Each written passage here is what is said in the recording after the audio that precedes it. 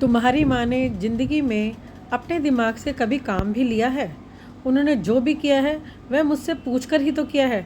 अशोक जी ने पारस और सोनाक्षी से आज थोड़ी ऊंची आवाज़ में कहा, क्योंकि वह दोनों प्रीति के सहेलियों के साथ 2 दिन के लिए घूमने जाने की बात का अनुमोदन कर रहे थे। लेकिन पापा, अगर आपने कभी माँ को खुद से फैसले लेने का हक दिया होता तब वह कोई फैसला लेती ना। हमेशा तो उनके हिस्से का सारा फैसला आप ही करते आए हो, तब माँ कोई भी फैसला कैसे कर सकती थी? आज भी वह जब बाहर जाना चाह रही है और यह उनका अपना फैसला है जिसे आप अपनी राय देकर उन्हें जाने से रोक रहे हैं। पारस से नहीं रहा गया तो वह बोल उठा। अशोक जी के पास इसका भी जवाब तैयार था। तनिक रोष में बोले, प्रीति को कभी खुद से फैसले लेने का हक मैंने उसे इसलिए नहीं दिया क्योंकि वह पढ़ी लिखी नहीं थी और उसका फैसला गलत हो सकता था। यह सब सुनकर रसोई में चाय बनाते हुए प्रीति की आंखों के आगे सब कुछ धुंधला सा दिखाई दे रहा था। आंखों से लगातार बहते आंसुओं के बीच सामने का कोई दृश्य दिखाई नहीं दे रहा था। पर पापा, माँ चाहे जितनी भी पढ़ी लिखी थी या नहीं थी, लेकिन उन्होंने ज़िंदगी में हर कदम पर आपका साथ तो दिया है ना। तुम्हारी माँ कौन सी इतनी पढ़ी लिखी है जो ऑफिस में होने वाली परेशानियों को समझ सके?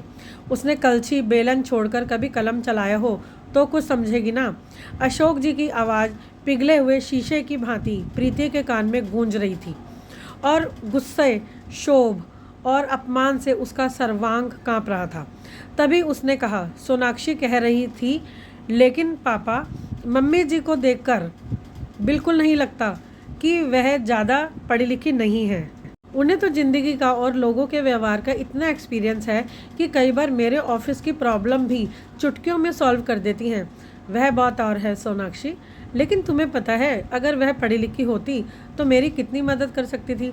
तुम जिस तरह से पारस की मदद करती हो वैसे मदद अगर मुझे भी तुम्हारी मम्मी जी से मिली होती तो अब तक मेरे जॉब में मुझे कितनी सहूलियत हो जाती, और जो प्रमोशन मुझे अब जाकर मिला है वह बहुत पहले मिल चुका होता। अब तुम आई हो तो मेरा कितना काम आसान हो गया है। सोनाक्षी को यह सब सुनकर भले ही उतना फ़र्क ना पड़ रहा हो या अपनी तारीफ सुनकर और अपने आप को अपनी सास के मुकाबले में अच्छा महसूस करके हो सकता है उसे इस समय अच्छा लग रहा हो, पर पारस को अपनी माँ की बुराई सुनकर बिल्कुल अच्छा नहीं लग रहा था और उसका मन अपने पिता के प्रति कुछ और भी आक्रोश से भरता जा रहा था।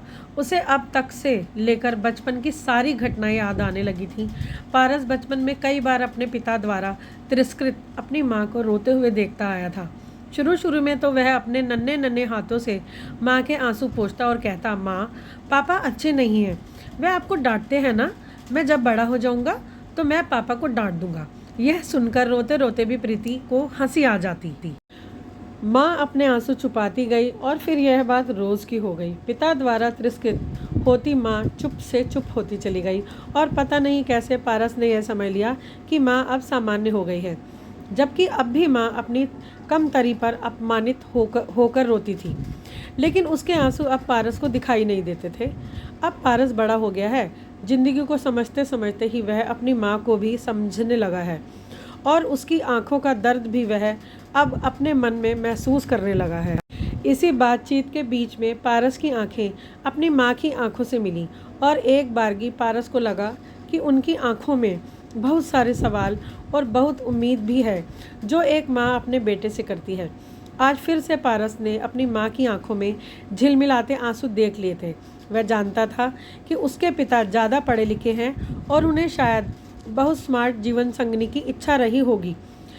अभी बात बात पर प्रीति यानी पारस की माँ को की कमियों का एहसास कर उन्हें भी नीचा दिखाना चाहते थे और खुद भी प्रीति की नज़रों में और पारस की नज़रों में अपनी इज्जत खो रहे थे। पारस के मन में बचपन से एक सवाल था जो अब और भी मुखर हो चला था। वह ये कि अगर माँ स्मार्ट नहीं थी या कम पढ़ी लिखी थी तो उसके पिता उसे पढ़ाकर अपने बराबर ला सकते थे, ना कि हर कमी का उजागर करके अपनी पत्नी की मजाक उड़ाना। यह किसी भी पुरुष को शोभा नहीं देता और पारस अब इतना बड़ा, इतना समझदार तो हो ही चुका था कि अपने पिताजी की गलती को समझकर उन्हें और गलती करने से रोक सके। अचानक ना जाने पारस के आवाज़ में इतनी दृढ़ता कहाँ से आ गई। शायद अपनी माँ के आंसुओं को देखने के बाद एक बेटा माँ की आवाज़ बन जाता है। आज भी पारस अपने अंदर वैसी ही शक्ति महसूस कर रहा था और अपनी माँ की आवाज़ बनकर अपने पिता से आंखों में आंखें मिलाकर बोल रहा था, पापा क्या हुआ? जो मेरी माँ ज़्यादा पढ़ी लिखी नहीं है, वह इतना पढ़ी लिखी है, उतना तो कम ही लोग पढ़ लिख पाते हैं।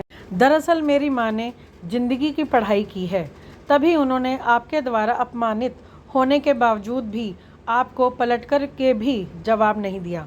मैंने अपनी आंखों से उन्हें दादा दादी की सेवा करते देखा है। कई बार माँ को मैंने अपनी कितनी इच्छाओं को मारते हुए देखा है।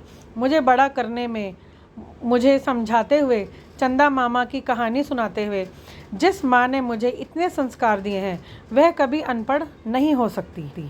और जो माँ बिना बोले ही अपने बच्चे का मन पढ़ ले, वह अनपढ़ कैसे हो सकती है पापा? मेरी माँ कभी भी कम शिक्षित नहीं हो सकती। और जिसका बेटा इतना पढ़ा लिखा है, उसकी माँ भला कम पढ़ी लिखी कैसे हो सकती है? पारस के मुंह से यह बात सुनकर उसके पिता का मुंह खुला का खुला रह गया। नई बहू सोनाक्षी भी अवाक रह गई, क्योंकि जब से उसकी शादी हुई थी उसने पारस को इस तरह से नाराज और दृढ़ शब्दों में अपने पिता की बात का विरोध करते हुए नहीं देखा था। और प्रीति एकटक अपने बेटे को देख रही थी।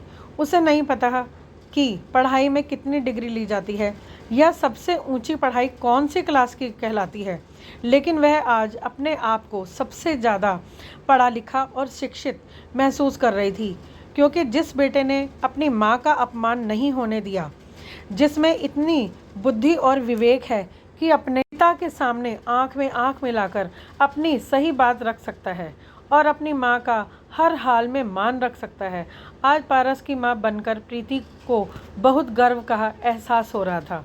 और आज प्रीति अपने आप को सबसे ज़्यादा पढ़ी लिखी महसूस कर रही थी। उसके बेटे ने आज उसका मान बढ़ाकर उसका सिर ऊंचा कर दिया था, जिससे प्रीति अपने आप को बहुत ही गौरवान्वित महसूस कर रही थी। वह आज अशोक जी को कहना चाह रही थी, मुझे अब किसी डिग्री की दरकार नहीं है, मैं बहुत पढ़ी लिखी हूँ। जिसके बेटे ने अपनी माँ के सम्मान में आवाज़ उठाई हो, उस माँ से ज़्यादा पढ़ी लिखी और ज़्यादा गौरवशाली कोई नहीं हो सकती।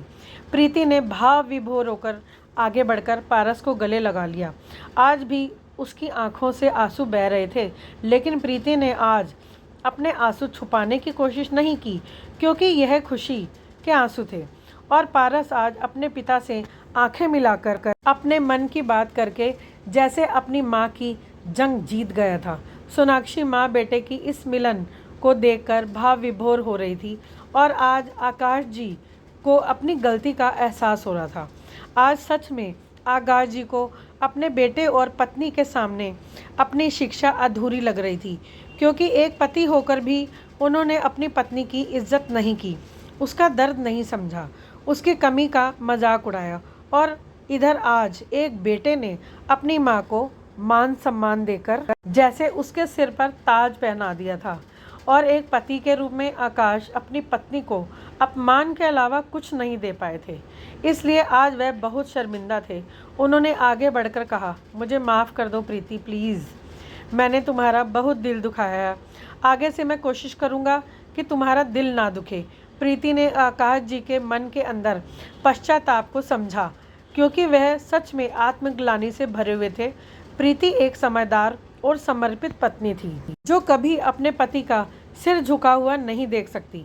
इसलिए उसने आगे बढ़कर कहा, कोई बात नहीं, जो हुआ उसे भूल जाइए, मैंने हमेशा आपका सम्मान किया है। आगे से मैं आपसे भी उम्मीद करूंगी कि आप भी मेरा मान रखें। मैं तुम्हारा हमेशा मान रखूंगा और तुम चाहो तो अपनी पढ़ाई पूरी कर सकती हो। जी बहुत अच्छी बात है, मैं अभी अपनी पढ़ाई शुरू करना चाहती हूँ और मैं चाहती हूँ कि मैं अगर इस उम्र में भी पढ़ाई करूँ तो आप लोगों में से कोई मेरा मजाक ना उड़ाए। वाह, ये तो बहुत अच्छी बात है मम्मी जी, मैं भी आपकी मदद करूँगी। सोनाक्षी चहक कर बोली। तो आज पहली बार आत्मविश्वास से भरकर प्रीति ने अपनी बहू को आदेश दिया, ठीक है ज़रूर मदद करना, पर अभी जाओ और सबके लिए चाय बना कर ले आओ और कुछ मीठा भी ले आना। आज एक नई शुरुआत हुई है। आज मैं बहुत खुश हूँ क्योंकि मेरा बेटा आज मेरे संस्कार लेकर बड़ा हुआ है। और एक बेटा जब अपनी माँ का मान सम्मान करता है तो पूरी दुनिया में उसे कोई नीचा नहीं दिखा सकता।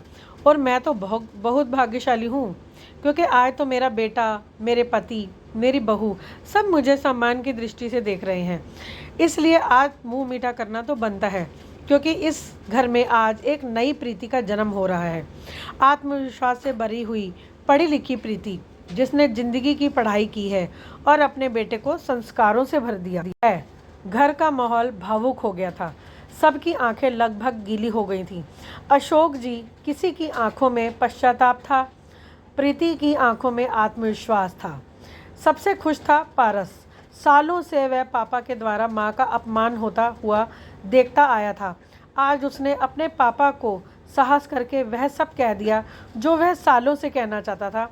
माँ को मान सम्मान देकर आज पारस को बहुत सुकून मिल रहा था। तो दोस्तों, आज की कहानी आपको कैसी लगी? अगर आपको मेरी कहानी अच्छी लगी तो प्लीज़ लाइक कीजिए, कमेंट कीजिए और मेरे चैनल आओ कहानी सुने को सब्सक्राइब कीजिए। Have a nice day. Thank you.